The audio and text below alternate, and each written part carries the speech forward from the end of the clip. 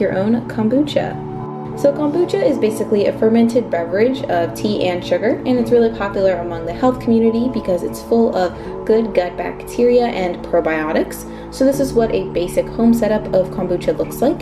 And the thing that makes a kombucha is what I'm pulling out right here, and it is called a scoby, which has a really fancy acronym, but you can basically just think of it as a circle of healthy bacteria. So there are 3 basic rules in making your own kombucha, those being no soap, no metal, and no heat. All of these things will negatively affect your scoby, so you never want the scoby to be in contact with these. Now that being said, let's just get into how to make your own kombucha. So step 1 is to get a scoby. So you should receive a scoby that's in about half of a cup of starter fluid from someone else's previous batch. You can also purchase a scoby online that is inactive, but that will have separate instructions. So this video is more for those who are receiving an active scoby from a friend. So after you get your scoby, the first step will be to boil some water. So in a medium-sized saucepan, you're going to put 3 to 4 cups of preferably filtered water into the pot and bring this to a boil. This just kills the extra bacteria or toxins that may still be in the water. And while that's coming to a boil, you can prepare your brew. So for 1 batch of kombucha, you will need 2 tea bags. I use organic green tea. You'll also need 1/4 of a cup of sugar of your choice. I use organic cane sugar. This is the container that I use. It's certified vegan, which is really important to me as a vegan because other conventional sugars are often filtered through bone char, which is pretty gross. So once the water has reached a boil, just take it off the heat and pour it into the bowl where you have set up your first brew. And when you pour the water in, it should pretty much melt all of the sugar, but give it a little stir just in case to get any leftover crystals. And then you want the tea to cool completely and brew for at least 5 to 7 minutes. You can take it out after around 7 minutes, but I just keep the tea bags in the whole time, and I haven't really noticed a difference in taste with my kombucha. So once your tea has cooled, you're going to assemble the first ferment. So just remove your tea bags, squeeze out any of the remaining liquid, and just get rid of them how you please.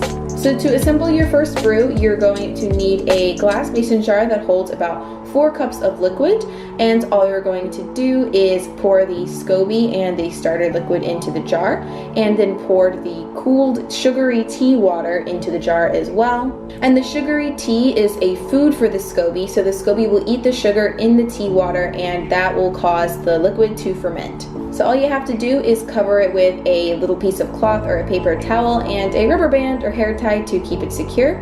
Then you're just going to store this jar in a cool and dry place for around a week. So after your first brew has fermented for about a week and most of the sugars have been eaten by the scoby, you will have a baby scoby on top of this liquid, which you can see in this video, and you can do one of 2 things with your scoby. First, you can choose to share your scoby with a friend, so all you need to do is remove it from the jar with non-metal utensils. This scoby will need half of a cup of brewed liquid, but before I put this liquid into the jar, I always prefer to strain my first brew just to get some little baby scoby strands out of the liquid and to make it smoother. So for that, you're just going to need a glass bowl and a plastic strainer. This is the one that I use, and all you have to do is pour your first brew through the strainer and your scoby will plop out. Then just return the old scoby back to its jar. If you want to wash this jar before you put the scoby in, you can use a mixture of hot water and vinegar. Remember, we don't use soap. And afterwards, you're just going to distribute half of a cup of this liquid from the first batch into each scoby so that these scobies can create future batches of kombucha. If you don't want to give your scoby away, you can also start a second batch of kombucha so you can have more in the fridge at one time. Then after that's done, you'll be left with some remaining liquid, which we're going to be moving on with to create our second ferment. So the second ferment is completely optional, but this is how your kombucha becomes fizzy. Basically what you're going to do is pour the remaining leftover liquid from the first ferment into a glass jar with 1 teaspoon of sugar. Then you're going to seal the lid on this jar, which allows for carbonation to accumulate. You can also add flavor to your kombucha at this point by adding some fresh fruit or dehydrated spices, but I just prefer to keep it simple and leave my kombucha unflavored. And once again, you're going to store this jar in a cool and dry place for 5 to 7 days. And after this time, you can place your kombucha in the fridge for a bit to cool it down, and it's ready to enjoy.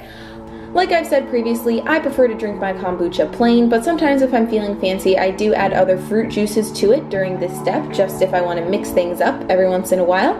But that is pretty much it, guys. I hope this video was helpful for some of you and it inspires you guys to make your own kombucha cultures. It looks kind of intimidating at first, but it's actually really easy once you start to get the hang of it, and I absolutely love kombucha and I love incorporating it as a probiotic into my healthy vegan diet. So as always, guys, thank you